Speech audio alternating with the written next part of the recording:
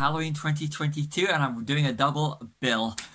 Nightmare on Elm Street Part 3 and 4. So, started with Nightmare on Elm Street Part 3, The Dream Warriors, directed by Chuck Russell. Wes Craven returning for the writing, as well as a few others. And this is a 5-star horror movie. It's got a lot of fantasy in it, and it's Freddy's last truly scary movie, because on number 4 it does get to more MTV generation and seriously more younger audience, but this is dark and it's a worthy sequel to the original A Nightmare on Elm Street. And watching a movie like A Nightmare on Elm Street Part 3, The Dream Warriors, showcases that you could do horror sequels right in the 80s, and if you look at it, compare it to like the likes of Halloween and Friday the 13th at this period, Nightmare was on top of its game. And I know Nightmare on Elm Street is grouped in with your Halloweens and your Friday the 13th as a slasher movie, but number 1 and number 2 can be argued that they are slasher movies and they are definite parts of the genre.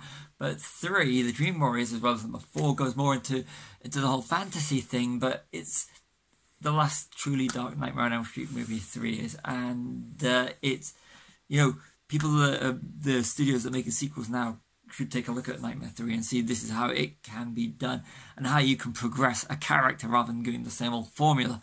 So I'm going to be watching Nightmare on Elm Street 4, and that will come straight after this.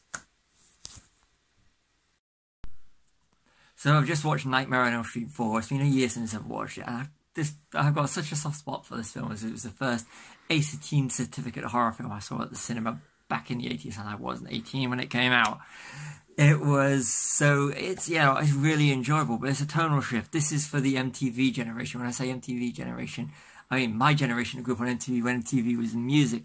Whereas A Nightmare on Elm Street 3, The Dream Warriors, is so dark and characters and everything. This one, the characters play secondary to the inventive kills by Freddy. And I like the way that they continued the story with the Elm Street children, and how after, spoilers are going to be in here, after you kill off the remaining ones from the Elm Street children from the Dream Warriors, they continue with Alice and the New Bunch, which I think is a nice touching way of doing it. And it's completely gone from being a slasher movie to more of the fantasy horror, and you go and see A Nightmare on Elm Street, at least the later ones, not for the main characters, more for the inventive kills, which is what separates Freddy Krueger from your Michael Myers and Jason Voorhees of the time, where they were just basically churning out the same movies all over again, trying to capture the spirit of the originals.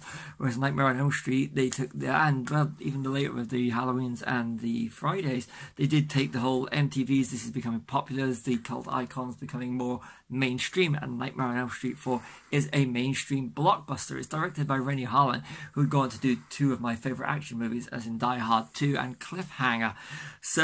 And, the colour palette that they used, the reds and greens in certain sequences are ones that they would reuse in the 2010 remake. The opening to 2010's Nightmare does owe a lot to the colour palette of Nightmare on Elm Street 4, The Dream Master.